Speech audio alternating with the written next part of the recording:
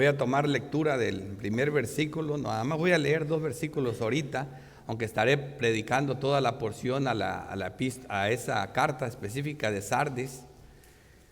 Dice así la palabra de Dios. Apocalipsis 3:1. Escribe al ángel de la iglesia en Sardis, el que tiene los 7 espíritus de Dios y las 7 estrellas, dice esto: yo conozco tus obras, que tienes nombre de que vives y estás muerto. Sé vigilante y afirma las otras cosas que están por morir, porque no he hallado tus obras perfectas delante de Dios. Pero voy a leer el versículo 4 para entender mejor esta porción. Dice: pero tienes unas pocas personas en Sardes que no han manchado sus vestiduras y andarán conmigo en vestiduras blancas porque son dignas. Y este mensaje, prácticamente estamos hablando de una iglesia, esta viene siendo ya vimos 3 iglesias, la cuarta. Es bien interesante este mensaje de la iglesia de Sardes, porque tiene fama de estar viva, pero está muerta, o tiene nombre. Es una iglesia, esto es bien interesante. La iglesia hoy en día más que nunca están más interesadas por la fama, por su crecimiento, la membresía, el número de libros que se publican de los pastores de la misma iglesia, fortalecer la parte económica, agradar a mayor número de miembros, modernizando la música y el culto, y un montón de buenas ideas antropocéntricas con tal de llenar sus bancas y así tener un buen reconocimiento y crecimiento a nivel mundial. Y de verdad que parece modo de mentira, pero esa es la única forma que se regresan a ver una iglesia pequeña con 20, 30 personas suele ser muy menospreciada. Entonces, esta iglesia tenía fama de estar viva, pero realmente estaba muerta. La razón por la que esta iglesia, más que muerta, aunque así dice la palabra, pero por eso traje los textos, dice: sé vigilante y afirma las otras cosas que están por morir. Había algunas personas que estaban moribundas, por eso se le llama más bien la iglesia moribunda, porque a pesar de que estaba muerta, porque en su mayoría ya la iglesia ya no tenía, los miembros no eran realmente creyentes, era gente religiosa que no había nacido de nuevo. Entonces por esa razón se le llama la iglesia muerta. Pero se le envía una carta porque había algunas pocas personas que todavía eran dignas en esa iglesia, pero estaban a punto de morir, siguiendo la corriente de la mayoría de la iglesia. Y eso es lo interesante. Lo mismo que estaba haciendo la iglesia del antiguo pacto cuando Jesucristo vino al mundo. Nada nuevo. Cuando Jesucristo viene al mundo y ve a la iglesia del antiguo pacto, esto es lo que dice en Mateo 23, versículo 27, y esto lo voy a usar como un texto de apoyo para apoyar el mensaje. ¿Cuál es el centro de este mensaje? Para que entiendan mejor. Mateo 23, 27. Esto es lo que Jesucristo lo dijo en aquel tiempo y es lo que parece que está pasando en el tiempo de Juan y ahora también. Dice: ay de vosotros, escribas y fariseos, los líderes de las iglesias, hipócritas, porque sois semejantes a sepulcros blanqueados, que por fuera a la verdad se muestran hermosos. Eso es fama, eso es nombre, hermosos. El templo era majestuoso, estaban fascinados con el templo. Dice: mas por dentro están llenos de huesos de muertos y de toda inmundicia. Así también vosotros por fuera a la verdad os mostráis justos a los hombres, pero por dentro están llenos de hipocresía e iniquidad. Estas personas, sus vestimentas eran hermosas, sus mitras, todo lo que usaban, tenían flecos. Decía, en otras partes les gustaba que sonaran sus campanitas, sus flecos y todo, y verse grandes. Y entonces siempre se cuidaban por la parte exterior, la fama, el templo era majestuoso, y eso es lo que estaban, y eso es lo que sigue ocurriendo. El afán por tener la mejor iglesia, la iglesia más bonita, que la iglesia sea grande, porque los pastores vengan de buenas instituciones académicas, porque los títulos, porque escriban muchos libros, y en todo esto hay un afán. Pero la parte más importante: ¿naciste de nuevo o eres un cadáver eclesiástico como lo era Nicodemo? era profesor, era un maestro de Israel, pertenecía a ese glorioso templo, era profesor en teología, pero cuando viene con Cristo, resulta que no había nacido de nuevo. Necesitas nacer de nuevo. ¿Qué era Nicodemo? Era parte de eso, de una iglesia muerta, de una iglesia moribunda. Y ese es nuestro mensaje, lo vamos a desarrollar. Ya saben que siempre tomamos más tiempo en la parte donde está el diagnóstico espiritual negativo, donde la iglesia está dañada. Entonces, el bosquejo, como lo estamos usando en estas cartas, es la descripción de Cristo. Y luego la enfermedad espiritual, la exhortación, el elogio a las pocas personas dignas y la promesa. Comencemos. La descripción de Cristo. Apocalipsis 3, versículo 1. Ahora vamos a ser expositivos y desarrollar este tema. Escribe al ángel de la iglesia en Sardes. Y hasta aquí sabemos que ya sin discusión, ya lo explicamos bien, se refiere a los líderes, a los pastores de la iglesia. Dice, el que tiene los 7 espíritus de Dios y las 7 estrellas dice esto. Se resalta aquí la parte espiritual, ya que precisamente la plenitud y perfección del Espíritu de Cristo era la solución para el problema de esta iglesia moribunda. Porque el nacer de nuevo tiene que ver con el Espíritu. Cuando Nicodemo preguntó, ¿y cómo nazco de nuevo? Entraré en el vientre de mi madre. Jesucristo le pone la analogía del viento. Es como el viento, pneuma. La palabra es como un fantasma, pero cuando llegue lo vas a sentir. Así es el nacimiento en el nuevo espíritu. No aportamos nada, pero cuando llega sabemos que llegó. Primero veamos qué significan los 7 espíritus de Dios. Y esto es interesante, porque de pronto tú vas a los comentarios y encuentras comentarios porque como el tema no es tan abundante, dicen, no, la respuesta la tiene Isaías 6:9 o 9:6. Que lo acaba de ver ahorita en la escuela dominical, donde dice, niño nos he nacido, luego dice, consejero, Dios fuerte, y ahí me sacan 7 cosas, atributos de Dios, y dicen, aquí están los 7 espíritus de Dios. Pero eso no es así. Primero tendríamos que pensar que el Antiguo Testamento interpreta al Nuevo, y eso no es así, sino que es el Nuevo que interpreta al Antiguo. Así que, ¿qué es esto? Esta descripción de Cristo es bien importante, como lo hemos visto, porque tiene que ver con el problema que estaba ocurriendo en la iglesia.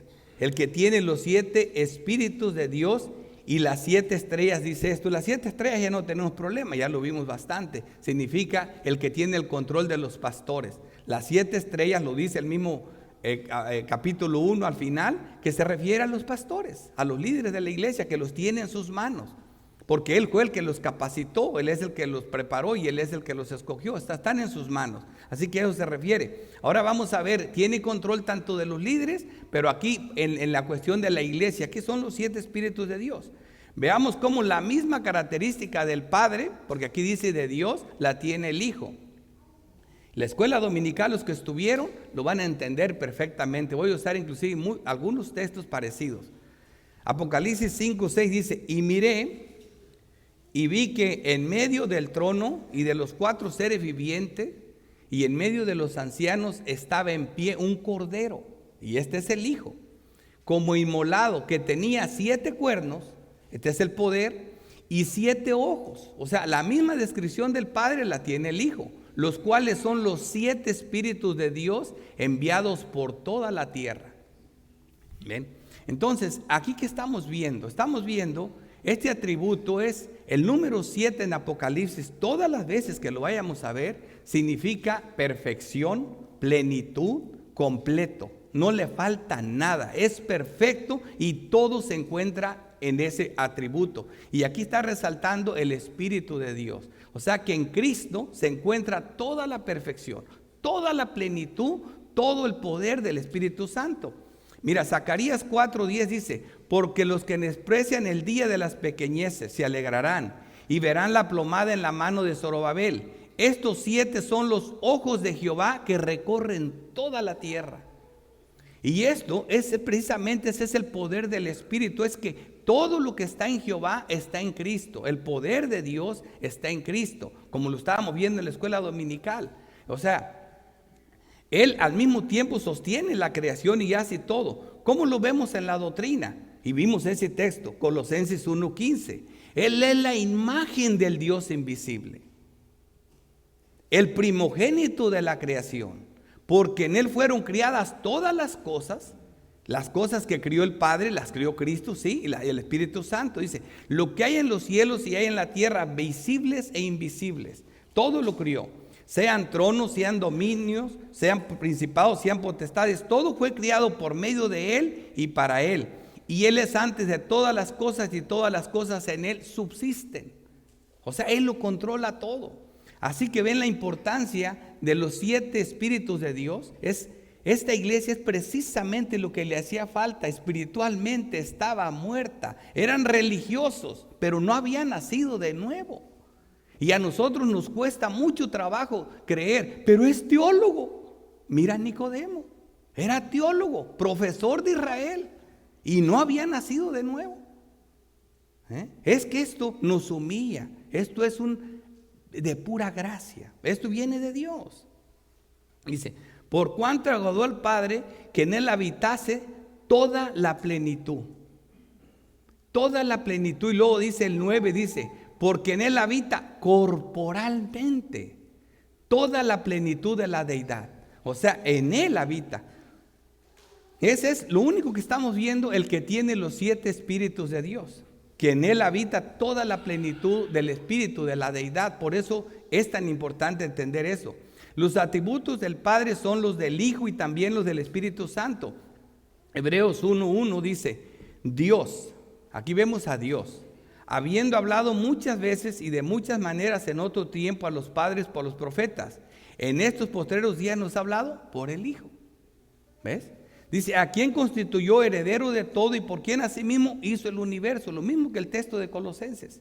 Dice, el cual siendo el resplandor de su gloria, la imagen misma de su sustancia, y quien sustenta todas las cosas de la palabra de su poder. Ahí está como lo hace. ¿Ven? Y en Hebreos 4:3 dice, y no hay cosa criada que no sea manifiesta en su presencia. Antes bien, todas las cosas están desnudas y abiertas a los ojos de aquel que tiene que dar cuenta, que tenemos que dar cuenta. ¿Se fijan? 7 espíritus, 7 ojos, todo lo ve, todo está desnudo. Nuestro pensamiento, todo está desnudo, Él está en todas partes. Todos los atributos, omnipresencia, omnisciencia, omnipotencia del Padre están en Cristo. Esos son los 7 ojos, que en Cristo se encuentra toda la plenitud de la deidad.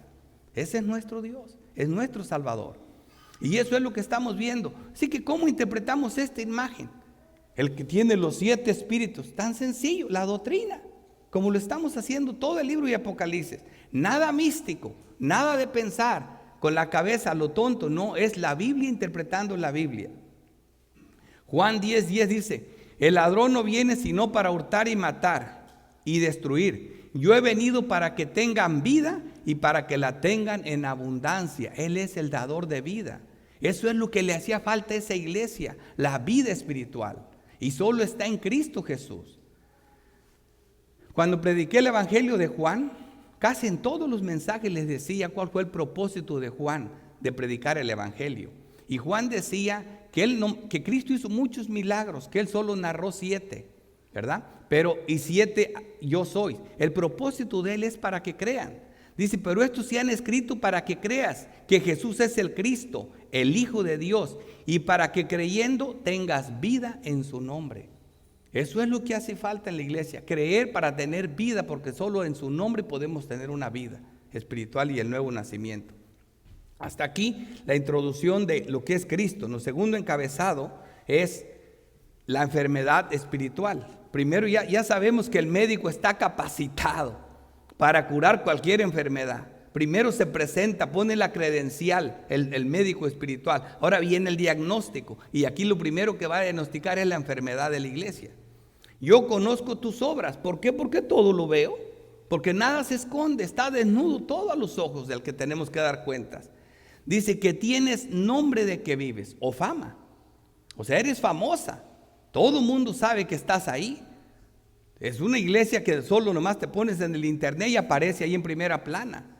Tus pastores son grandes teólogos, venden libros por todas partes, tu fama es muy grande, el número de tu membresía es abundante, eres famosa. Es lo que dice. Y estás muerto. Tienes fama de que estás vivo, pero estás muerto. Eso es terrible. Eso es terrible. Dice, y aquí vienen ciertas exhortaciones. Sé vigilante. Afirma las otras cosas que están por morir. Queda muy poco, porque no he hallado tus obras perfectas delante de Dios. Vamos a ver como 6 o 7 exhortaciones que también les hace Cristo ahí. Pero la parte más importante, todo parte de que está muerta o moribunda, porque los pocos que quedan están a punto de morir. Pero tienes unas pocas personas en Sardes que no han manchado sus vestiduras. Esas son dignas. Y es por eso que no estaba completamente muerta. Por esas pocas. Y por eso se le envió una carta. Porque había personas creyentes, si no, no le llega la carta. Así que esta es la iglesia famosa. Cristo nos advirtió de las muchas personas que engañadamente creerán que son creyentes, tanto líderes como sus seguidores.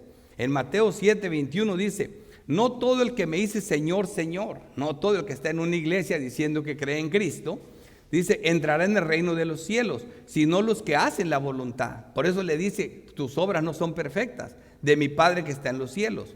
Muchos me dirán aquel día, Señor, Señor, ¿no profetizamos en tu nombre? Bueno, ahí predicamos la palabra todos los domingos. Y yo soy el pastor y tenía miles de miembros. Dice, y en tu nombre echamos fuera demonios, hasta sacaba demonios, ¿verdad? Dice, y en tu nombre hicimos muchos milagros. Diga, pues eso era tremendo. Echaba fuera demonios. Eso es lo que dicen los falsos maestros. Sacan demonios, hacen milagros y profetizan. ¡Wow! Pero ¿qué les contesta el Señor? Dice, y entonces les declararé, nunca os conocí, apartaos de mí, hacedores de maldad. Estaban muertos. No habían nacido de nuevo. Y eso es lo que estaba ocurriendo en esa iglesia. Lo vemos en los muertos enterrados a sus muertos.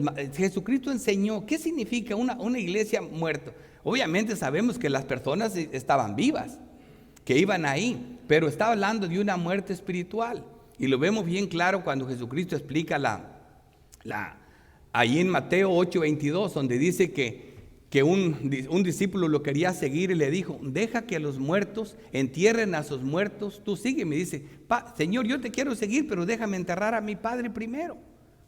Ahora, fíjate cómo Jesucristo le llama a todas esas personas que llevaban a cargar a su padre. Imagínense, cargando al muerto. Y todos los que iban al entierro, ¿y qué les dice? Esos muertos están enterrando al otro muerto. Bueno, el que iba en la caja estaba muerto 2 veces. Ya muerto físico y era muerto espiritual. Pero los que lo llevaban cargando estaban muertos espirituales. Entonces es lo que le está diciendo, deja que los muertos entierren a sus muertos. Y como vimos ejemplos, Nicodemo es otro ejemplo. Un líder religioso, un hombre de conocimiento, pero estaba muerto. Él creía que él era un hombre vivo, pero no había nacido de nuevo. No había nacido de nuevo. Entonces es bien importante entender eso. La doctrina nos enseña el porqué de este engaño, de creerse vivos cuando en realidad están muertos. Es algo porque no recibieron el amor de la verdad, porque no estaban, como vimos nosotros en los planes de Dios. Segunda de Tesalonicenses 2:8 dice, hablando del que es responsable por engañar a toda la gente, el anticristo, el Cristo falso, dice, entonces se manifestará aquel inicuo, a quien el Señor matará con el espíritu de su boca y destruirá con el resplandor de su venida. El anticristo, como dice el Cristo falso, se levantarán muchos cristos. Dice así, inicuo, cuya venido o advenimiento es por obra de Satanás, con gran poder y señales y prodigios mentirosos, como los que vimos que Cristo nos habló de ellos, y con todo engaño de iniquidad para los que se pierden. ¿Y por qué se perdieron? Por cuanto no recibieron el amor de la verdad para ser salvos, porque no tenían vida espiritual, porque no habían nacido de nuevo. Dice, por esto Dios les envía un poder engañoso para que crean a la mentira. Y nosotros vemos, pero ¿por qué tienen más éxito ellos que nosotros? ¿Por qué sus iglesias están más llenas? Puesto que no recibieron el amor de la verdad para ser salvos, Dios les entregó un espíritu para que crean la mentira. Uno se desespera cuando oye hombres que ni predican el evangelio, que se paran en el púlpito a decir quién da más, quién da más, quién da más, y todo el mundo está trayendo dinero enfrente. Y dice uno, ¿qué es esto? Dios los entregó un poder engañoso para que crean a la mentira. Ahí está bien claro. Es porque están espiritualmente muertos, son religiosos. Ser religioso no es nada. Tú crees, también el diablo cree y hace más que nosotros, él siquiera tiembla. O sea, eso no es un problema. Lo religioso está en nuestro ADN. Siempre eso estamos ahí, siempre hemos así. Como dice, todos somos religiosos, todos somos arminianos de nacimiento. ¿Qué es lo primero que hizo Adán y Eva cuando vieron que estaban desnudos? Religión, a agarrar hojitas y a tratar de tapar su desnudez. Hacer lo que uno puede para tapar su vergüenza. Dice, pero por esto Dios les envió un poder engañoso para que crean la mentira, a fin de que sean condenados todos los que no creyeron a la verdad, sino que se complacieron en la injusticia. Y todos nosotros antes de nacer de nuevo éramos cadáveres eclesiásticos, lo mismo que ellos. Era igual. Efesios 2:1 dice, y Él os dio vida a vosotros cuando estabas muertos en vuestros delitos y pecados. Estos dos textos a todo creyente que conoce la doctrina reformada le deben de quedar claros. ¿Cuál era la situación de nosotros antes de ser creyentes? Estábamos muertos, caminábamos, sí, y íbamos a iglesia, sí, pero estábamos muertos. Dice, Él nos dio vida a vosotros cuando estabas muertos en vuestros delitos y pecados. Pero Dios, que es rico en misericordia por su gran amor con que nos amó, aun estando nosotros muertos en pecado, nos dio vida juntamente con Cristo. Por gracia sois salvos. Y eso es lo que no estaba pasando en esa iglesia. Colosenses 2:13 dice, y a vosotros estando muertos en pecados, en la incircuncisión de vuestra carne, os dio vida juntamente con Él, perdonando todos los pecados. Él es el dador de vida, el que tiene los 7 espíritus de Dios, el que tiene la perfección y la plenitud del Espíritu Santo, el que se lo puede dar a todo mundo sin que Él deje de tenerlo. El Espíritu Santo es una persona, y el hecho que tú lo tengas no deja de ser una persona. Dice, anulando el acta de los decretos que había contra nosotros, que nos era contraria, quitándola del medio y clavándola en la cruz. Ahí en la cruz es donde se resolvió el problema, donde el Señor logró eterna salvación para los que el Padre le dio. Ahora, hermanos, no nos amoldemos a las exigencias del mundo moderno y descuidemos la parte espiritual. Hagamos morir al hombre exterior para fortalecer al interior. Y no que nos pase como esta iglesia. En 2 Corintios 4:16 dice, por tanto, no desmayemos. Antes, aunque nuestro hombre exterior, el hombre en la carne, se va desgastando. Sí, cada vez tiene menos afición por el mundo, cada vez peca menos, dice. El interior, no obstante, el espiritual, el que nació de nuevo, se renueva de día en día, cosa que no estaba en esta iglesia. Dice, porque esta leve tribulación momentánea produce en nosotros un cada vez más excelente y eterno peso de gloria. Sí, la iglesia pasa por tribulación, lo vimos con Esmirna, pobre y atribulada, pero tenía peso de gloria. También eso es parte de lo que estamos viendo aquí. No mirando nosotros las cosas que se ven, sino las que no se ven. Pues las cosas que se ven son temporales, pero las que no se ven son eternas. Y esa parte, el nuevo nacimiento no se ve. Pero sí se ve cuando un hombre grita, cuando un hombre dice que hace milagros, cuando un hombre les habla de prosperidad, de dinero, cuando les dice, mira, yo tengo mi avión. Mira, Dios es un Dios que tiene planes maravillosos para tu vida. O sea, esas cosas que se hablan, pero que realmente no es lo que, al final de cuentas, a dónde te está llevando, a desviarte de la verdad, del verdadero conocimiento. El hombre tiene que nacer de nuevo. Esa es la vida espiritual. Y esta iglesia era lo que tenía de problemas. Y estos mensajes son para todas nuestras iglesias, acuérdense. Ahora vamos a ver la exhortación. Acuérdense, no estamos fuera de todo esto. Ahorita voy a hacer como un recuento de las iglesias para que veamos que estos mensajes no quiere decir que aquí, nosotros no somos aquí, gracias a Dios estamos vivos. Te aseguro que también tenemos cadáveres eclesiásticos aquí. También hay personas que no han nacido de nuevo. Están aquí, vienen aquí, oyen la palabra de Dios, pero no han nacido de nuevo, no ha pasado nada. La exhortación es la misma. Aquí vamos a ver la exhortación. Versículo 2 dice, sé vigilante. Se afirma, mira, vigilante. Afirma otras cosas que están para morir, porque no ha hallado tus obras perfectas delante de Dios. Acuérdate pues de lo que has recibido y oído, y guárdalo. Eres enseñado, lo escuchaste, aplícalo. Los que has recibido y has oído, guárdalo. Arrepiéntete. Nosotros los creyentes siempre nos estamos arrepintiendo. Dice, pues si no velas, hay que velar. Sobre ti, vendré sobre ti como ladrón y no sabrás a qué hora vendré sobre ti. Por eso la lectura que trajo el hermano Jesús, ¿verdad? Esa es un ejemplo. ¿Qué les faltaba a esas mujeres insensatas? Les faltaba el Espíritu Santo, no habían nacido de nuevo. El aceite es un símbolo del Espíritu Santo. Unas tenían el Espíritu Santo y las otras no. Por eso no pudieron entrar, por eso las desconoció el novio cuando vino. No las conozco. La exhortación es la misma a todos los que han nacido de nuevo. Fuimos salvos para buenas obras. Se nos exhorta a ser vigilantes y velar, ¿verdad? A afirmar lo que tenemos, a que nuestras obras sean perfectas delante de Dios, a recordar y guardar lo recibido y oído, y al arrepentimiento. Esa es la exhortación. Vigilantes y velar, dice. Lo mismo que repetidas veces nos exhortó Cristo, como lo vimos en la parábola que vimos de las 10 vírgenes.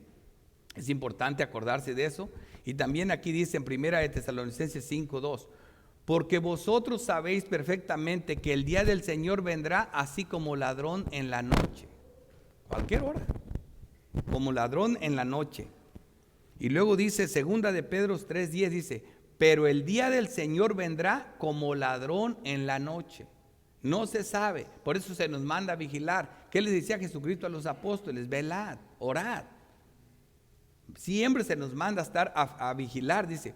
Afirma lo que tienes, a que nuestras obras sean perfectas delante de Dios. ¿Cómo es que nuestras obras pueden ser perfectas delante de Dios? Esa es una pregunta importante, ¿verdad? Porque eso es lo que dice. En Efesios 2:8 dice, porque por gracia sois salvos por medio de la fe, y esto no de vosotros, pues es un don de Dios. Sabemos que la salvación es un don de Dios, es por gracia. Dice, no por obras para que nadie se gloríe. Sin embargo, todo creyente verdadero que ha nacido de nuevo va a orar. Y es lo que dice aquí, porque somos hechura suya, criados en Cristo Jesús para buenas obras. Pero ¿cuáles son las buenas obras? No las que se te ocurren a ti, no la lista que tú te haces, sino, dice, las cuales Dios preparó de antemano para que anduviésemos en ellas. Y estas buenas obras son los frutos del Espíritu Santo, los cuales vimos claros en las otras iglesias. Como por ejemplo, la iglesia de Tiatira.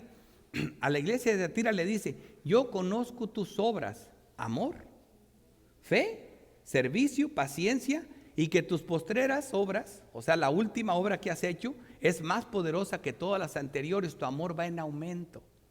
Efesios se había enfriado, también tenía pureza doctrinal la iglesia de Éfeso, era pura doctrinalmente, odiaba las doctrinas de los nicolaitas, puso a prueba a los que decían ser apóstoles y no lo eran y los encontró mentirosos. Pero su problema era que estaba tan obsesionada en estar viendo la pureza doctrinal que se estaban olvidando del amor. Por eso le llaman la iglesia tibia. Estaba olvidándose de amor, sus obras estaban disminuyendo. Entonces, este amor, hermanos, del que estamos hablando aquí, son frutos del Espíritu Santo que se ven en los creyentes. No estoy hablando del amor falso de nosotros. El amor que producemos nosotros no es un amor verdadero. Es un amor a veces tan fingido. Estoy hablando de los frutos del Espíritu Santo cuando se comienzan a ver. El amor que es fruto del Espíritu Santo es perdonador, no exige nada. Sin embargo, hay muchos creyentes, en esta iglesia se predica mucho de amor, pero no me dan amor, yo quiero que me den amor. La pregunta es, ¿y tú lo das? ¿Tú realmente estás dando amor? El punto es tú. ¿Estás viendo los frutos del Espíritu Santo en tu vida hacia los demás? No, tú quieres que se te ame a ti, que toda la iglesia la tengas aquí. No, Es lo que tú puedes hacer por la iglesia. Examínate a ti mismo si los frutos del Espíritu Santo están siendo en ti. Si tu amor perdona, si tu amor es un amor que todo lo puede. Así como lo vimos en 1 Corintios 13. Lo que es el amor. No por obras, dice, para que nadie se gloríe, porque son hechura suya, criados en Cristo Jesús. Y esos son los frutos del Espíritu Santo, no lo que hacemos nosotros. Y esa iglesia de Tiatira, por ejemplo, nos enseña que allí se miraban los frutos del Espíritu Santo. Lo estamos viendo ahí todos los que estamos viendo aquí, amor, fe, servicio. Era una iglesia tan perfecta, hermanos, que el diablo no sabía cómo metérsele. Por eso, ¿qué tuvo que hacer? Bueno, se le ocurrió hacer lo que siempre le funcionaba. Cuando la ve difícil, voy a usar a la mujer. Entonces los hizo que cometieran fornicación espiritual y los hizo que cayeran en la idolatría, pero fue a través de manipular las cosas, a través de una mujer, ¿verdad? Pero como vimos ya clarito en el ejemplo de Acab, Acab hizo todo lo que hizo, pero aconsejado por su mujer, porque se vendió a la maldad de su mujer para llevar a cabo el mensaje. Así es como sabía que no había manera de que esta iglesia, que era tan perfecta, buscó la forma de, a través de la esposa de un líder, de una mujer, le estaba metiendo estas herejías que parecían sencillas quizás. Mira, no tiene malo comer esa carne sacrificada a los ídolos, nosotros sabemos que el ídolo nada es. Y así ya no se preocuparon de los débiles en la fe. O por ejemplo, que vayan a esos gremios. A lo mejor el líder estaba casado con una mujer importante, una mujer que de alguna manera lo deslizó, pero estaba entrando esa herejía ahí. Es lo que miró, que tenía esa Jezabel. Estaba enseñando y lo miró, pero todas fueron penetradas. Y vemos nosotros a Esmirna, que esa iglesia fue en su pobreza, en su tribulación. Todo eso fue probada, y eso es lo que le hacía falta a esta iglesia. Esta iglesia no tenía problemas, la que estamos viendo ahorita. El imperio romano, tranquilo con ella, con Sardis, no había problema. Tampoco los judaizantes. ¿Por qué? Porque era religiosa, y con que fuera religiosa los judaizantes estaban tranquilos. Y con el imperio romano no tenía problemas tampoco. ¿Por qué? Porque era una iglesia que se parecía a los gentiles, que hacía cualquier cosa. O sea, no había problemas con ella. Y como Cristo le dijo a sus hermanos que no creían en Él, para ustedes cualquier tiempo es bueno, ustedes pueden ir a la fiesta y no se meten en problemas, a la celebración. Pero yo tengo problemas porque yo testifico la verdad, y ahí sí me meto en problemas. Es bien importante entender esto. Y así vemos en cada una de las iglesias. Lo vimos con Efesios, su problema también, todo bueno, pureza doctrinal, pero falta de amor. Lo vimos con Esmirna, persecución y todo, que eso ayuda mucho, como lo estamos viendo aquí. Ella no decayó en esto, una iglesia que realmente había nacido. Lo vimos en Pérgamo, que era un problema doctrinal. Aceptaba las doctrinas de Balaam, amaba las doctrinas de los nicolaitas, tenía un problema tremendo. Tenía cosas buenas, pero no tenía pureza doctrinal. Y luego lo vimos con Tiatira y ahora lo estamos viendo con Sardis ahorita.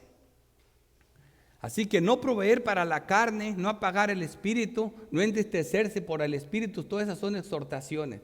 Y cuando hablamos de las exhortaciones, es bien importante entender, hermanos, que los indicativos siempre se tienen que dar, los imperativos con indicativos. Y poniéndolo en palabras claras es que siempre que se hace una exhortación o se carga a la iglesia con algo que se exhorta a la iglesia, se tiene que decir también la forma de descargarla. ¿Y cómo se descarga? Es que todo lo podemos en Cristo que nos fortalece. Es que Él no nos pone ninguna carga que no podamos llevar, porque Él la lleva con nosotros. Pero el hecho tenemos que tener cuidado de no cargar a la iglesia, pero tampoco de dejarla tan livianita, porque ese es un problema tremendo. Unos se cargan demasiado y otros no quieren llevar nada. Hermanos, esta doctrina está aquí junta. Somos responsables de cuidar nuestra salvación con temor y temblor. Claro que Dios lo hace con nosotros, pero somos responsables, como lo fuimos responsables en la salvación, aunque es de pura gracia. Pero todo el tiempo se nos exhorta a eso, y eso es la exhortación aquí, que no nos confundamos. Vamos a entrar al punto número 4, el elogio a las pocas personas dignas. Pero tienes unas pocas personas en Sardes que no han manchado sus vestiduras y andarán conmigo en vestiduras blancas porque son dignas. Y aquí fíjate lo que se está viendo, ¿verdad? porque tienes unas pocas personas en Sardes que no han manchado sus vestiduras. Ya ven cuánta mala interpretación se saca de eso. Que Dios te puso un vestidito blanco, pero que si lo manchas, te pierdes, y ahí pierdes la salvación. Ahora, ¿qué hay que hacer? ¿Tiene que venir Cristo a otra vez a morir por ti, a lavarte el vestido para que no se pierda la salvación? Eso es pura imaginación de la mente. Pero gracias a Dios conocemos la doctrina. Y andarán conmigo en vestidura blanca porque son dignas. ¿Cómo es que se lavan y por qué son dignas? Vamos a ver. Apocalipsis 7:13 dice: entonces uno de los ancianos habló diciendo: estos que están vestidos con ropas blancas, ¿quiénes son y de dónde han venido? Es una tremenda pregunta, ¿verdad? Aquí están, llegaron con las ropas blancas, ¿quiénes son y de dónde han venido? Fíjate la respuesta. Yo le dije: Señor, tú lo sabes. Y él me dijo: estos son los que han salido de la gran tribulación. Primero, esas personas no creen que van a pasar por la tribulación, entonces nunca van a estar con vestiduras blancas en el cielo, porque estos ya pasaron por la gran tribulación, como lo pasó Esmirna, ¿verdad? Dice, pasaron por la gran tribulación y ya han lavado sus ropas. Porque se cuidaban, porque no pecaban. No, y las han emblanquecido. ¿Sabes dónde? En la sangre del Cordero. Porque no solo te salvó su sangre, sino que con una sola ofrenda hizo perfectos para siempre a los santificados. El que te salvó también te santificó y también te guarda, porque todo el poder del Espíritu Santo está en él. Y es a través del Espíritu Santo que nos lavó, y es por el mismo Espíritu Santo que nos sigue lavando los pies que cuando seguimos pecando. Ese es el poder de Dios. Es hasta que estemos en el cielo que seremos totalmente dignos, como lo vimos aquí. Estos ya están allá, son dignas, lavaron sus ropas en la sangre de Cristo. Nuestra victoria, Apocalipsis 12:11, y ellos las han vencido. ¿Cómo es que vencieron? Por medio de la sangre del Cordero. Es por eso que tenemos la victoria en Cristo Jesús. Y ya mira la doctrina, 2 Tesalonicenses 2:13. Pero nosotros debemos dar siempre gracias a Dios respecto a vosotros, hermanos amados por el Señor, de que Dios os haya escogido desde el principio para salvación. Eso, gracias a Dios. Mediante la santificación por el Espíritu y la fe en la verdad. Son dos cosas. La santificación por el Espíritu. ¿Quién es el que nos santifica? El Espíritu Santo. Y la fe en la verdad es el nuevo nacimiento. Es el Espíritu que viene a morar dentro del creyente, el que santifica a la persona. Miremos, hermanos, solo un texto doctrinal que nos muestra por qué somos dignos. Primera de Pedro 1, versículo 18. Sabiendo que fuiste rescatado de vuestra vana manera de vivir cuando estábamos muertos en delitos y pecado, la cual recibiste de vuestros padres, por si tú crees que no pecaste, igual, desde que nací ya pecaste. No con cosas corruptibles como oro o plata, no se puede hacer de esa manera, sino con la sangre preciosa de Cristo, como de un cordero sin mancha y sin contaminación, ya destinado desde antes de la fundación del mundo, pero manifestado en los postreros tiempos por amor de vosotros, y mediante el cual creéis en Dios, quien lo resucitó de los muertos y le ha dado gloria, para que vuestra fe y esperanza sean en Dios, habiendo purificado vuestras almas por la obediencia a la verdad. Hermoso, purificando nuestras almas por la obediencia a la verdad, mediante el Espíritu, para el amor fraternal, pero no el que tú produces, no, el no fingido. Amados unos a otros entrañablemente de corazón puro. Ese amor que viene del Espíritu Santo, que es fruto del Espíritu Santo, siendo renacidos no de simiente corruptible, sino incorruptible. Hay que nacer de nuevo. Siendo renacidos, dice, hay que nacer de nuevo por la palabra de Dios que vive y permanece para siempre. Si hay una lucha y una carrera, hermanos, en nuestro peregrinar, pero por este mundo, pero está ganada, como lo dice 1 Corintios 9:26. Así que yo de esta manera corro, no como a la aventura, sé que voy a llegar a la meta. De esta manera peleo, no como quien pelea al aire, sino a noquear. Es segura la carrera porque la corremos en Cristo Jesús. Y la promesa, esto nos lleva a la promesa: el que venciere será vestido de vestiduras blancas, y no borraré su nombre del libro de la vida, y confesaré su nombre delante de mi Padre y delante de sus ángeles. Y este texto no es solo para que pienses, te dije que la salvación se pierde porque aquí dice que se puede borrar, pero aquí dice que no se borrará. Este texto, lejos de decir que la salvación se pierde, todo lo contrario, los verdaderos creyentes nunca serán borrados del libro de la vida. Como les dije, este libro lo interpretamos como lo interpreta Cristo y los apóstoles, y tanto Cristo como la doctrina nos habla de esta seguridad de nuestra salvación. Cristo dice bien clarito, y yo le creo, Juan 10:27, mis ovejas oyen mi voz y yo las conozco, y me siguen. Y yo les doy vida eterna. Él es el dador de la vida eterna. Y no perecerán jamás. Y ni nadie las arrebatará de mi mano. Mi Padre que me las dio es mayor que todos. Y nadie las puede arrebatar de la mano de mi Padre. Yo y el Padre uno somos. Ahí está la igualdad que tiene con el Padre. Y la doctrina lo explica. Y sin ir a otro texto que voy a usar para aplicarlo, que es Romanos 8, que es la excelencia para hablar de la seguridad de la salvación. Efesios 1:13 dice, en él también vosotros, habiendo oído la palabra de verdad, el evangelio de esta salvación, y habiendo creído en él, o sea, una vez que creíste en él, una vez que naciste de nuevo, ¿qué hace Dios? Fuiste sellado con el Espíritu Santo, de la promesa. Fuiste sellado con el Espíritu Santo de la promesa, que es las arras, es la seguridad, es el ancla, las arras de nuestra herencia, hasta la redención de la posesión adquirida. ¿Para qué? Para alabanza de su bendita gloria. Y no porque la cuidaste. Sin embargo, se te manda que la cuides. Tampoco confundamos.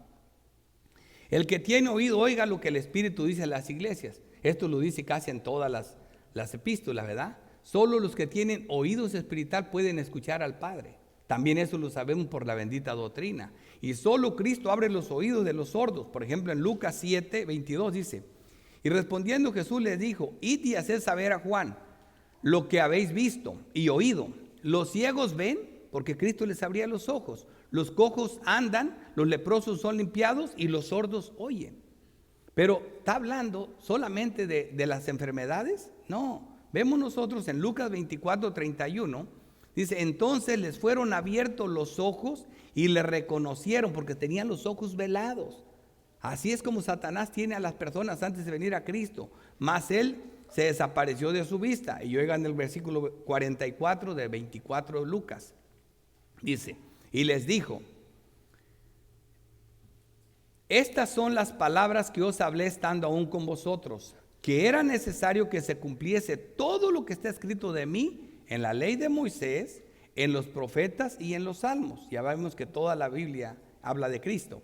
Y aquí viene el versículo, dice, entonces les abrió el entendimiento, les dio ojos espirituales, hermano. Aunque la Biblia te dice, el que tiene oído, oiga. Lo que el Espíritu dice a las iglesias, el que tiene oído, oiga. Pero dice, entonces Él les abrió el entendimiento para que comprendiesen la Escritura.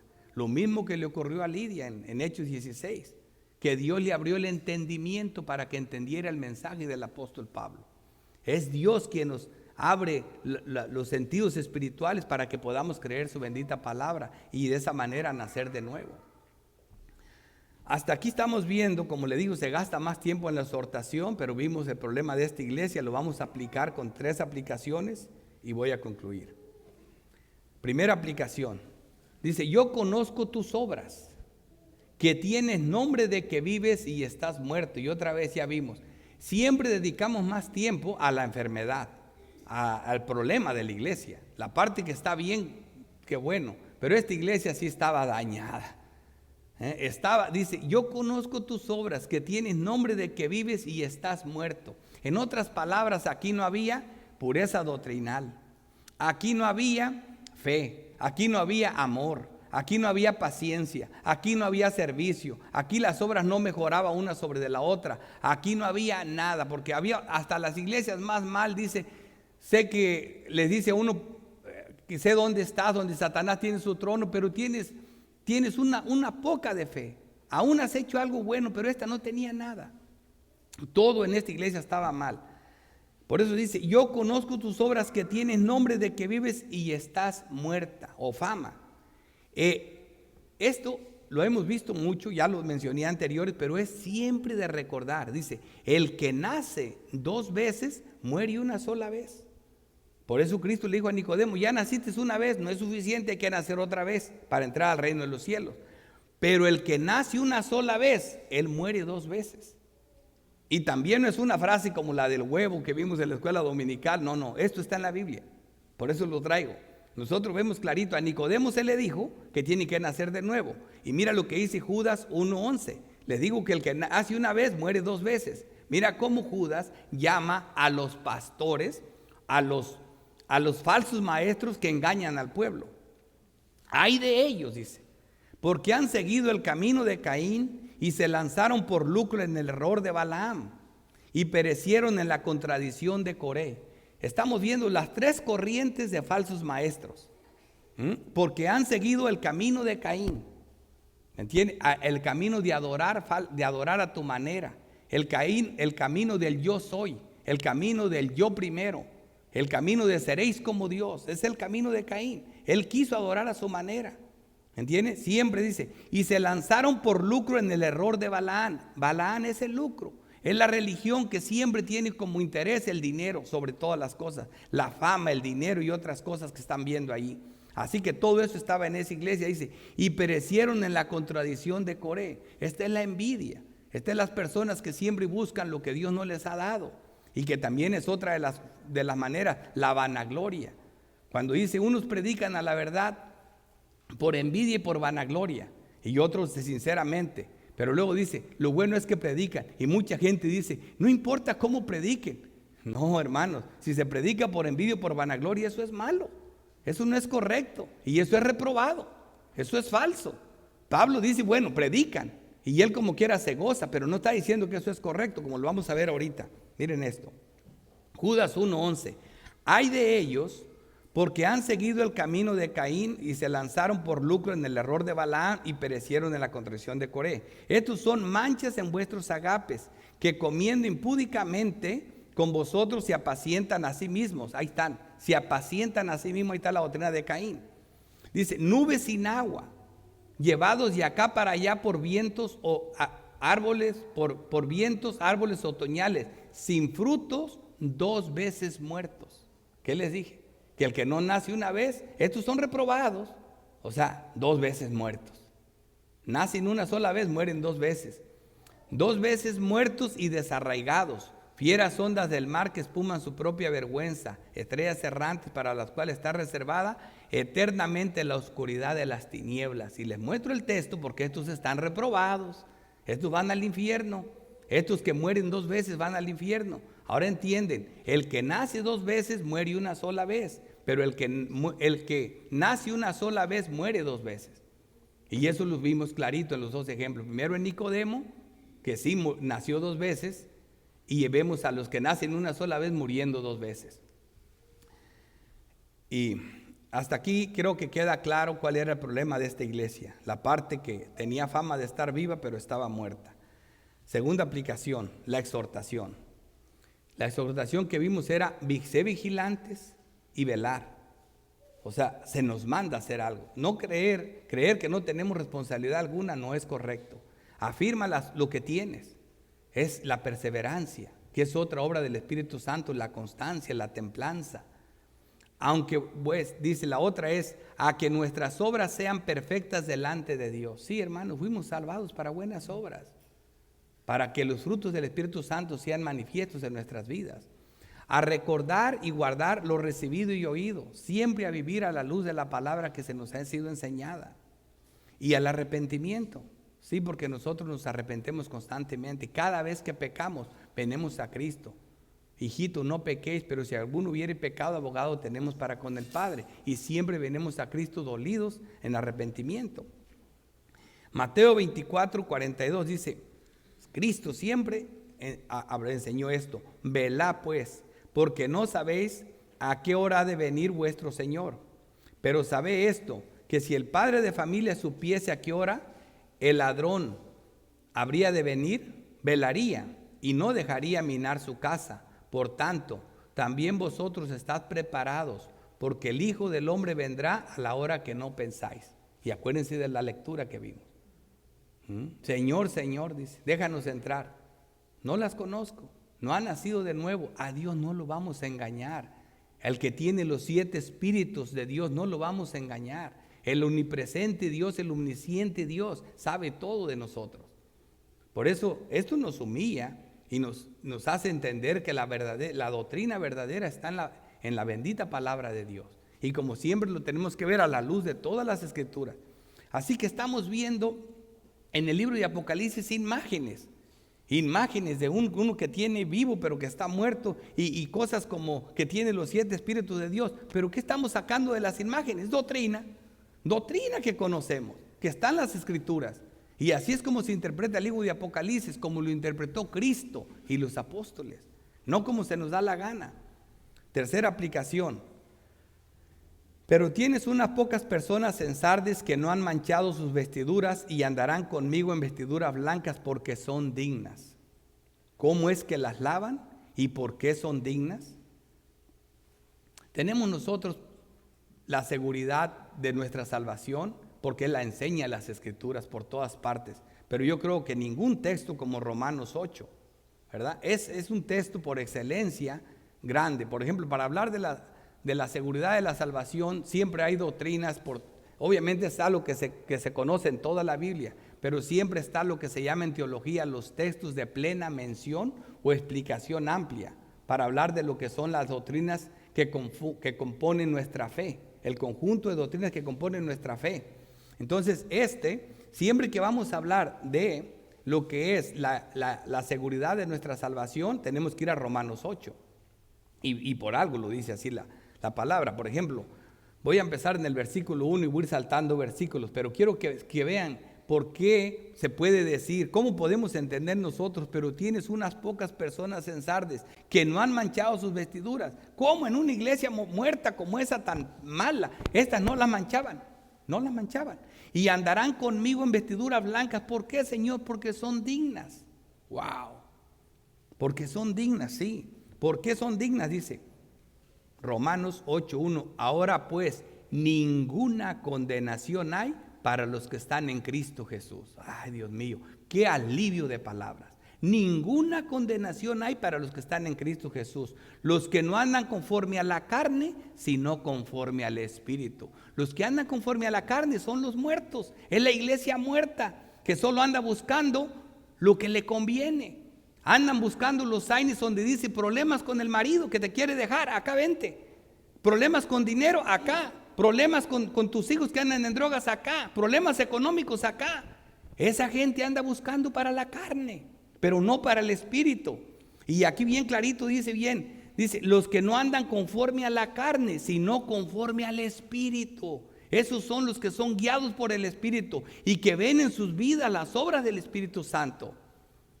Mas vosotros, dice el 9, no vivís según la carne, sino según el Espíritu, si es que el Espíritu de Dios mora en vosotros. Y si alguno no tiene al Espíritu de Cristo, no es de él, entonces estás muerto. Eres un cadáver eclesiástico, te sientas en la iglesia, estás en la iglesia, pero no has nacido de nuevo. Y es lo que dice la palabra de Dios. Porque todos los que son guiados por el Espíritu de Dios, estos son hijos de Dios. Estos son los únicos que han nacido de nuevo. El 16, el Espíritu mismo da testimonio a nuestro espíritu de que somos hijos, acomodando lo espiritual a lo espiritual. El mismo Espíritu da testimonio a nuestro espíritu. ¿Ves por qué tan importante que el que tiene los 7 espíritus de Dios? Dice esto, versículo 23, y no solo ella, sino que también nosotros mismos que tenemos las primicias del Espíritu. Esa es la seguridad, porque tenemos las primicias del Espíritu. Nosotros también gemimos dentro de nosotros mismos, el hombre interior, esperando la adopción, la redención de nuestro cuerpo. Versículo 32, el que no escatimó ni a su propio Hijo, sino que lo entregó por todos nosotros, ¿cómo no nos dará también con él todas las cosas? En Cristo todo lo podemos, hermanos, pero sí tenemos la exhortación. Sí hay cosas que debemos de hacer, pero en Cristo las vamos a hacer. Pero también están las cosas. Es difícil predicar esto, pero como dicen, es difícil predicar gracia, pero hay que predicarla. Versículo 37. Antes en todas estas cosas somos más que vencedores. Fíjate lo que dice el texto. Han vencido. ¿Cómo es que vencemos? En todas estas cosas somos más que vencedores por medio de aquel que nos amó.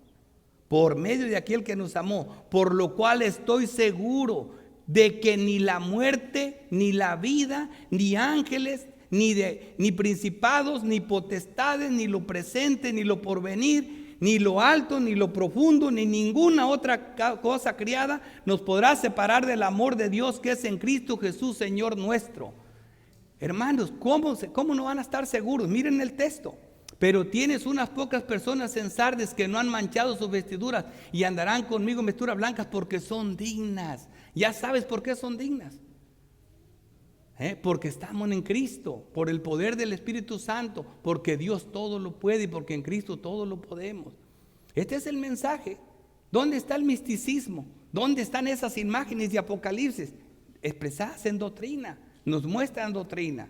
Y este es el mensaje que vimos ahí. Espero en Dios que nos quede, que se nos quede y que aprendamos que solo la palabra de Dios interpreta ella misma. Oremos. Padre Santo, Dios Todopoderoso, Creador del cielo y de la tierra, te damos gracias, oh Dios, por este amor tan grande, por tu obra perfecta, porque en ti, Señor, estamos completos, porque solo en ti, Padre Santo, podemos hacer todo lo que tú quieras. Solo dame lo que pides y pídeme lo que quieras, Señor, porque todo lo podemos en Cristo que nos fortalece. Te rogamos a que los frutos del Espíritu sean manifiestos en esta iglesia, que podamos darte gloria a través de lo que haces en nosotros, Señor, porque tú mismo haces todo. Gracias por esta salvación tan grande y danos el querer como el hacer para cuidarla con temor y temblor, para hacer las cosas bien. Y Padre Santo, guárdanos de la muerte espiritual. Te ruego por todos los que han nacido de nuevos y que nos llenes de tu amor, de tu gracia y tu misericordia y guárdanos de todo mal. Te lo pido en los méritos gloriosos de Cristo Jesús. Amén.